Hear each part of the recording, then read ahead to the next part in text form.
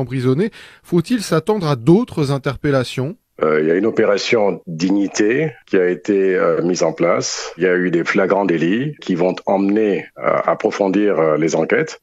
Le procureur de la République nous dira ce qu'il en est. Beaucoup de personnes interpellées font partie de l'entourage de Sylvia Bongo. Qu'en est-il d'Ali Bongo? Le président de la République sortant a été élargi par le comité de transition et de restauration des institutions.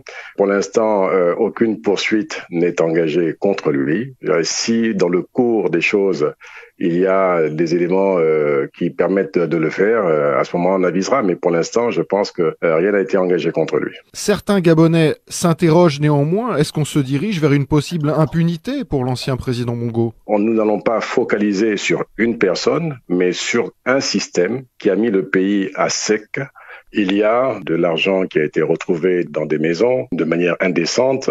Le fait qu'il y ait des personnes qui ont certainement caché de l'argent à l'extérieur du pays, il va falloir retrouver cet argent. Il y aura peut-être évidemment des commissions qui vont être mises en place pour aller rechercher partout où c'est nécessaire. C'est un système qui a mis le pays en coupe réglée. C'était un peu, on va dire, comme une épicerie où il se servait à volonté.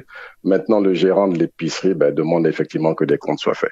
Qu'est-ce qui va être fait de toutes ces saisies? Le président de la transition a demandé que ces biens soient retournés à celui qui normalement doit être le propriétaire, c'est-à-dire l'État. L'opération Dignité, elle durera le temps nécessaire. Vous savez, ce qui a été fait peut avoir des ramifications 10 ans avant ou 15 ans avant, nous allons remonter jusque là-bas. Certains avocats, notamment ceux de l'ancienne première dame Sylvia Bongo, accusent le pouvoir de séquestration arbitraire, voire parfois de prise d'otages. Que répondez-vous aujourd'hui? Je pense que c'est exagéré. Le 30 août, il y a eu une opération pour stopper tout le processus électoral engagé qui était totalement biaisé. À l'issue de cela, il y a eu des arrestations, mais il y a surtout eu la mise en sécurité du chef de l'État sortant et de sa famille. Il n'y a pas eu de séquestration arbitraire, il n'y a pas eu de prise d'otage, il y a simplement eu la mise en sécurité de la première dame sortante pour éviter qu'il n'y ait de graves dommages à sa personne. Notre pays reste lié par les instruments internationaux des droits de l'homme. Je tiens à cela. Vous prenez votre poste au moment où les magistrats connaissent une grève d'une durée exceptionnelle depuis le mois de décembre.